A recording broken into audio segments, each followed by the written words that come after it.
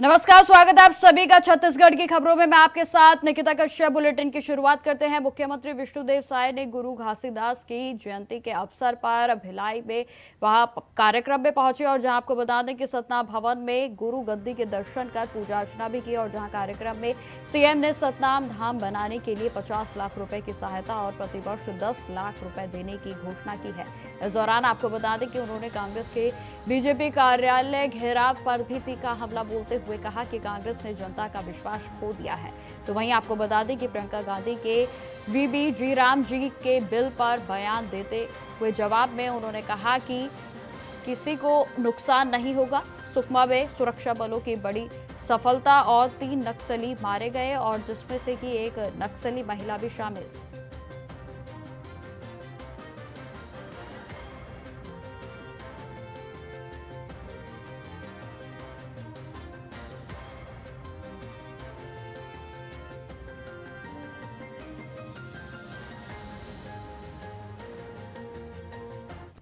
खबरों में आगे बढ़ते हैं। अब खबर लालपुर धाम से है, जहां आपको बता दें कि मुख्यमंत्री विष्णुदेव साय ने गुरु घासीदास की जयंती और 3 दिवसीय मेले कार्यक्रम में वे शामिल हुए, जहां उन्होंने कहा कि बाबा के बताए गए मार्ग पर चलकर ही छत्तीसगढ़ को समृद्ध और विकसित बनाया जा सकता है। जहां उन्होंने लालपुर में नवीन महाविद्यालय की स्थापना और मेला आयोजन के लिए राशि बढ़ाने की भी घोषणा की। बताते चले कि मुख्यमंत्री ने प्रदेश में धान खरीदी के लिए संकल्पित सरकार और महिला योजनाओं के लाभ की भी जानकारी और दी। जहां उप मुख्यमंत्री अरुण साव ने भी अनुसूचित जाति प्राधिकरण के बजट में वृद्धि की बात कही।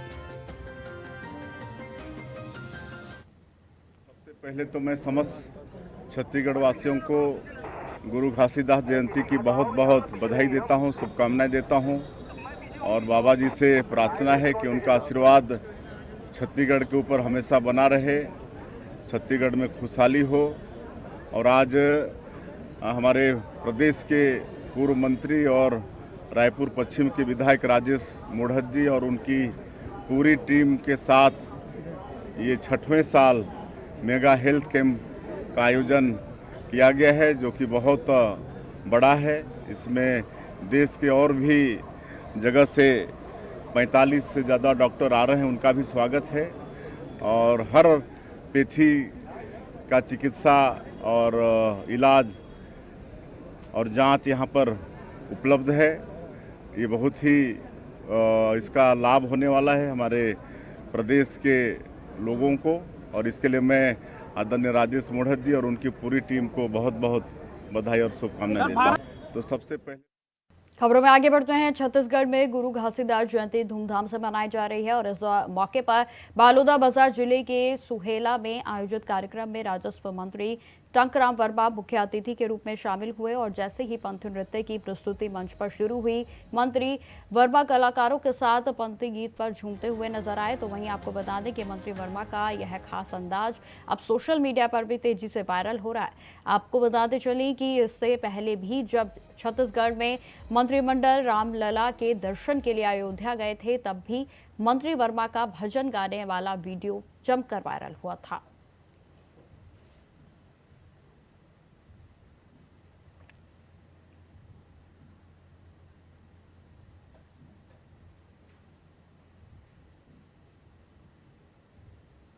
खबरों में आगे बढ़ते हैं। उप मुख्यमंत्री अरुण साव आज संत शिरोमणि परम पूज्य बाबा घासीदास की जयंती के अवसर पर मोहतिमपुर स्थित अमर टापू के धाम पहुंचे और जहां आपको बता दें कि इस अवसर पर उन्होंने जैत खाम में पालो चढ़ाकर बाबा घासीदास का आशीर्वाद दिया और जहां प्रदेशवासियों को भी बाबा घासीदास की जयंती की शुभकामनाएं दी गई। बताते चले कि भक्तजनों को संबोधित करते हुए अरुण साव ने कहा कि अमर टापू धाम छत्तीसगढ़ के प्रमुख धार्मिक तीर्थ स्थलों में से एक है और जो लगातार विकसित हो रहा है, तो वहीं इसकी ख्याति दिन पर दिन बढ़ती ही जा रही है। यह धाम बाबा घासीदास जी के संत के संदेशों के जन जन तक पहुंचा रहा है और जहां इस अवसर पर अब उप मुख्यमंत्री जो है वो अमर टापू धाम परिसर के विकास और सौंदर्यीकरण के लिए 50 लाख रुपए के साथ साथ मोहतिमपुर पर सड़क निर्माण के लिए भी 30 लाख रुपए की उनकी ओर से घोषणा की गई।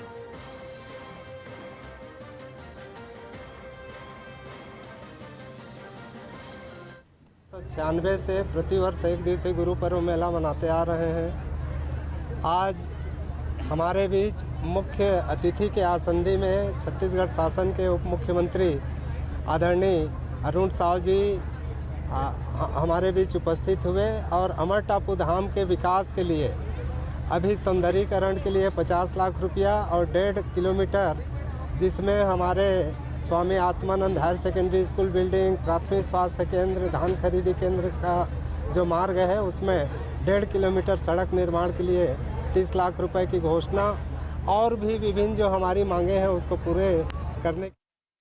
अब खबर बालूदा बाजार से है, जहां सरकार एक और उद्योग को बढ़ावा देने के लिए उद्योगपतियों से MOU साइन करवा रही है, तो वहीं कुछ स्थानीय नेताओं के दबाव के कारण जो है उद्योगपतियों को अपने संयंत्रों को बंद करने के लिए मजबूर होना पड़ रहा है। आपको बताते चले कि बांगर ग्रुप के श्री रायपुर सीमेंट संयंत्र में श्रमिकों की हड़ताल के 9वें दिन भी संयंत्र प्रबंधन के लॉकआउट की पूरे तरीके से घोषणा कर दी गई और जहां श्रमिकों की 7 सूत्रीय मांगों को लेकर ओवरटाइम का भुगतान, न्यूनतम मजदूरी, पदोन्नति और बोनस जो है ये तमाम मांग उनकी ओर से शामिल हैं। जहां संयंत्र के लॉकआउट का कारण 5 बिंदुओं में बताया गया है, जिसमें हड़ताल को औद्योगिक नीति के विपरीत, तो वहीं INTUC की मांगों को भी कानून और सेवा समझौते के खिलाफ बताया गया।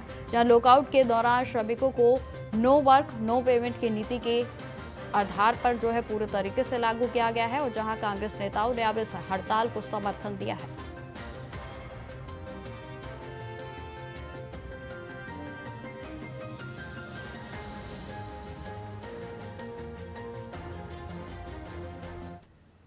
खबरों में आगे बढ़ते हैं। खबर बालोदा बाजार से ही है, जहां महिला कन्या कुब्ज ब्राह्मण समाज के द्वारा सामाजिक सरोकार की एक सराहनीय पहल की गई। आपको बता दें कि समाज में महिलाओं की कड़ाके की ठंड और शीतलहर को देखते हुए छोटे स्कूली बच्चों को गर्म स्वेटर वितरित किए गए और जहां यह कार्यक्रम बालकशाला प्राथमिक स्कूल में आयोजित किया गया और जहां कुल 120 बच्चों को स्वेटर दिए गए हैं।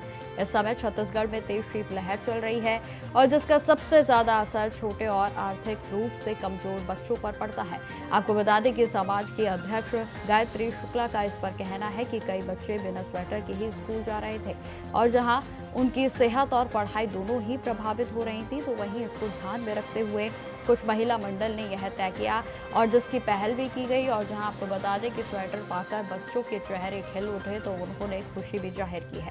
तो आपको बता दें कि जिस तरीके से छत्तीसगढ़ में लगातार ठंड का प्रकोप देखने को मिल रहा है, तो ऐसे में महिला समाज ने बच्चों को स्वेटर वितरित किए गए। जहां आपको बता दें कि शीतलहर के चलते गरीब बच्चों को राहत मिली है, तो वहीं 120 बच्चे जो स्कूलों में स्वेटर पहनकर नहीं आ रहे थे और जहां आपको बताते चले कि कुछ महिलाओं के द्वारा इस बात पर ध्यान दिया गया और जहां 120 बच्चों को स्वेटरों का वितरण किया गया है। तो वही बता दें कि बालकशाला स्कूल में इस वितरण कार्यक्रम को रखा गया और जहां स्वेटर पाकर बच्चों के चेहरे खिल उठे, तो वहीं आपको बता दें कि गायत्री शुक्ला का इस पर कहना है कि जिस तरीके से प्रदेश भर में लगातार ठंड बढ़ती जा रही है, बच्चों पर इसका खासा असर देखने को मिलता है। फिर चाहे स्वास्थ्य की बात हो या फिर पढ़ाई की बात हो, दोनों ही इससे प्रभावित होती हैं, क्योंकि यदि स्वास्थ्य सही नहीं होगा तो वे स्कूल नहीं आएंगे।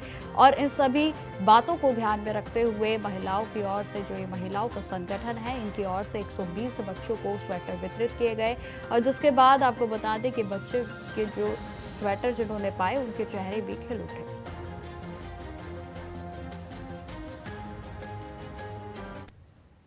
खबरें लगातार बनी रहेंगी, फिलहाल रुकते छोटे से ब्रेक के लिए।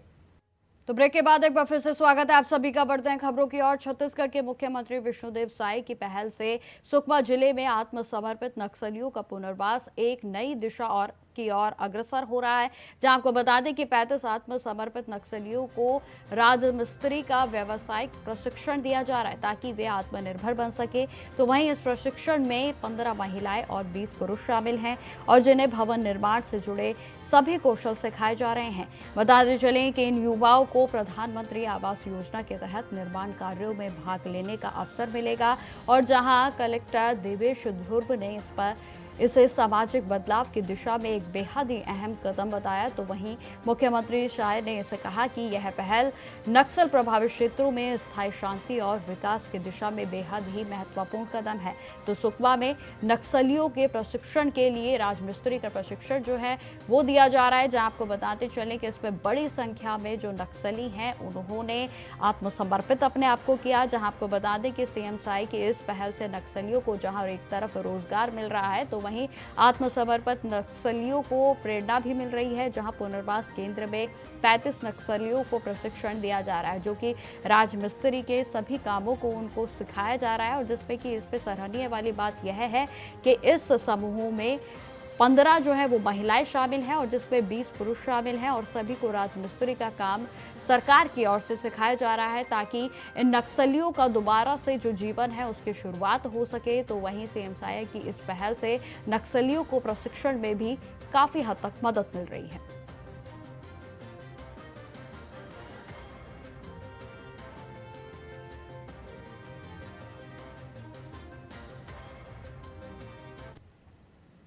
अब खबर रायपुर से है, जहां आपको बता दें कि पुलिस ने नए साल से पहले कड़ी कार्रवाई की है। जहां विधानसभा इलाके में जेडी फार्म हाउस में पुलिस ने छापा मारकर प्राइवेट पार्टी कर रहे 21 युवक युवतियों को गिरफ्तार कर लिया।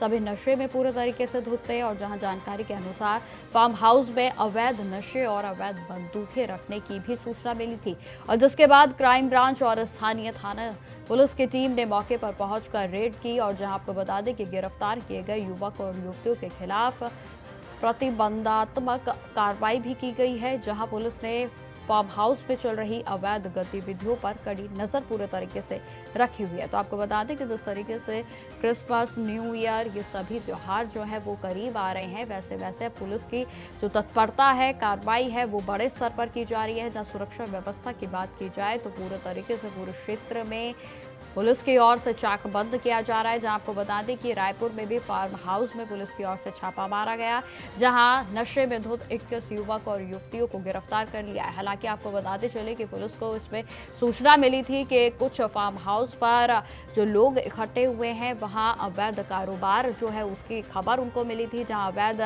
बंदूकों को रखने की भी खबर जो है पुलिस को मिली थी, जिसके बाद पुलिस की ओर से यहाँ रेड की गई और जिसपे कि आपको बताते चले कि 21 युवक और युवतियों को गिरफ्तार कर लिया गया है।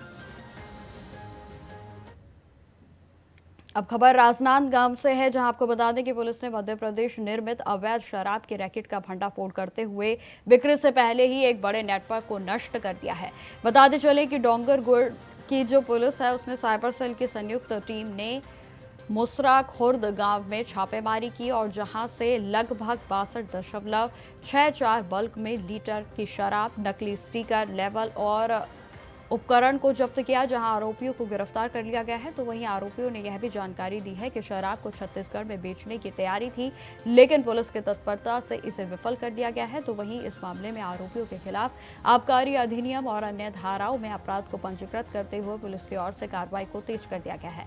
तो राजनांदगांव की ओर पुलिस की तत्परता के तहत आपको बता दें कि पुलिस को बड़ी सफलता हाथ लगी है, जहां पुलिस ने अवैध शराब के रैकेट का भंडाफोड़ किया है। तो वहीं छत्तीसगढ़ में शराब बेचने की तैयारी पूरे तरीके से नाकाम कर दी गई, जिसमें पुलिस ने लगभग 62.64 बल्क की लीटर को शराब को जब्त किया, जहां इस मामले में 3 आरोपियों को पुलिस ने गिरफ्तार कर लिया है।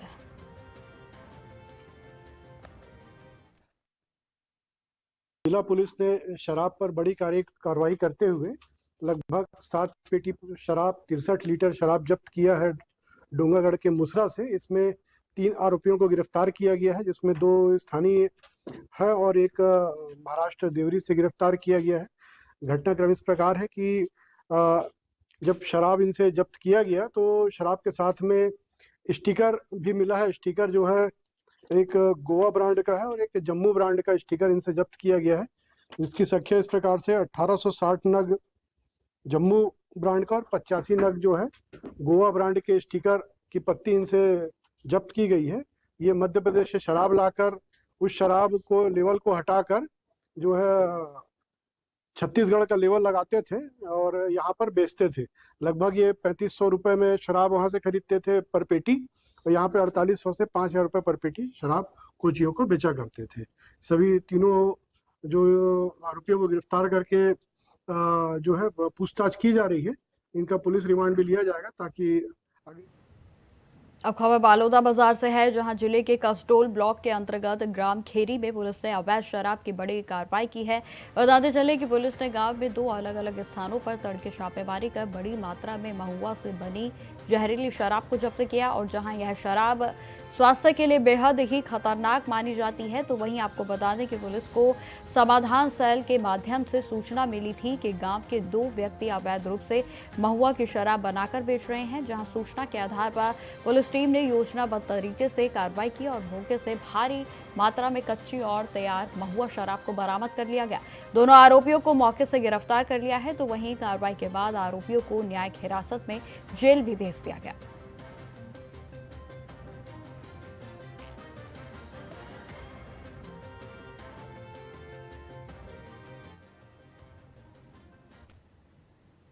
अब खबर बिलासपुर से है, जहां आपको बता दें कि सिविल लाइन थाना क्षेत्र में शराब के लिए पैसे नहीं देने पर युवकों की बेरहमी से पिटाई कर दी गई। जी हां, आपको बता दें कि यह घटना पुराना बस स्टैंड स्थित शराब की दुकान के पास की बताई जा रही है, और जहां 5 आरोपियों ने एक युवक को जमकर पीटा, और जहां मारपीट का यह वीडियो सोशल मीडिया पर जमकर वायरल हो रहा है, तो वहीं पुलिस ने मामले की जांच को शुरू करते हुए सभी 5 आरोपियों को गिरफ्तार कर लिया है।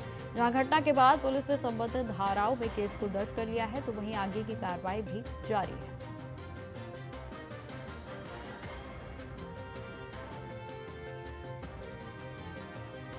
तो बिलासपुर से यह पूरा मामला बताया जा रहा है, जिसमें कि आप तस्वीरों में देख सकते हैं कि इस युवक की बेरहमी से पिटाई की गई, जिसमें कि आपको बता दें कि मामूली विवाद के चलते इस युवक की पिटाई की गई है, जिसमें कि शराब के लिए पैसे ना देने पर यह विवाद खड़ा हुआ, और जिसके बाद इस युवक को बेरहमी से मारा। हालांकि आपको बता दें कि खबर ऐसी है कि 2 युवक थे, एक साथ थे, जिसमें कि एक युवक जो है वो बेहद ही बेरहमी से उसे मारा गया। हालांकि दूसरे युवक की भी पिटाई की गई है, लेकिन उसे थोड़ी कम चोटें आई हैं। तो वहीं आपको बता दें कि मामला जो है पूरे तरीके से संज्ञान में आ गया है, जहां सोशल मीडिया पर भी जो पिटाई का वीडियो है वो पूरे तरीके से वायरल हो गया, जिसके बाद पुलिस की तत्परता के बाद इस मामले को दर्ज कर लिया गया है। तो हालांकि आपको बता दें कि इसमें 5 लोगों के नाम जो है वो शामिल थे।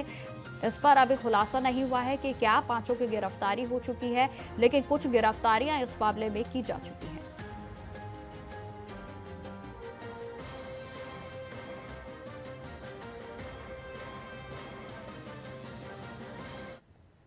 खबर कांकेर से है, जहां आपको बता दें कि जिले के बड़े तेवड़ा गांव में धर्मांतरित व्यक्ति के शव को लेकर आदिवासी ईसाई समुदाय की 3 दिनों से विवाद लगातार चल रहा है, जहां भारी विरोध के बाद भी प्रशासन ने शव को कब्र से नहीं निकाला, तो वहीं ग्रामीण भी आक्रोशित हैं। बता दें कि आक्रोशित भीड़ ने विरोध प्रदर्शन करते हुए चर्च में भी तोड़फोड़ कर दी, और जहां इस दौरान पुलिस से भी झड़प हुई है, तो वहीं स्थिति को नियंत्रित करने के लिए पुलिस ने लाठीचार्ज भी किया। बताते चलें कि गांव में भारी पुलिस बल को तैनात किया गया है, और जहां अभी भी जो हालात हैं वो पूरे तरीके से तनावपूर्ण बने हुए हैं। तो धर्मांतरित व्यक्ति के शव को लेकर विवाद खड़ा हुआ, और जहां आक्रोशित भीड़ ने चर्च की तोड़फोड़ की, तो वहीं बता दें कि गांव में पुलिस बल को तैनात किया गया है, और अभी भी जो स्थिति है वो पूरे तरीके से तनावपूर्ण बनी हुई है।